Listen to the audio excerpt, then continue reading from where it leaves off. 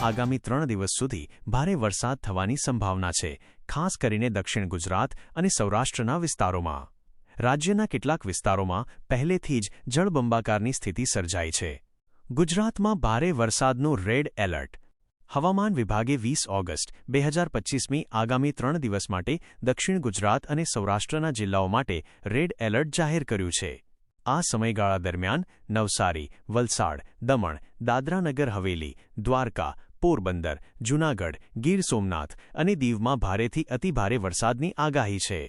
વરસાદની આગાહીનું સમયપત્રક. 20 ઓગસ્ટ 2025 નવસારી, વલસાડ, દમણ, દાદરાનગર હવેલી, દ્વારકા, પોરબંદર, જૂનાગઢ, ગીર સોમનાથ અને દીવ.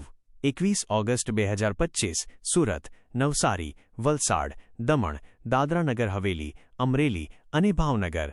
22 ઓગસ્ટ 2025 જૂનાગઢ, પોરબંદર, દ્વારકા અને કચ્છ. ઓરેન્જ અને યલો એલર્ટ.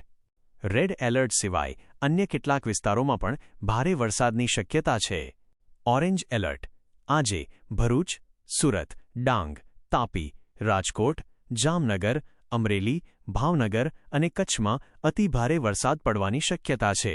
Yellow alert. હવામાન વિભાગે બનાસકાંઠા, પાટણ, મહેસાણા, સાબરકાંઠા, ગાંધીનગર, અરવલ્લી, ખેડા, અમદાવાદ, આણંદ, પંચમહાલ, દાહોદ, મહીસાગર, વડોદરા, છોટા ઉદેપુર, નર્મદા, સુરેન્દ્રનગર, મોરબી અને બોટાદમાં ભારે વરસાદ માટે યલો એલર્ટ જાહેર કર્યું છે.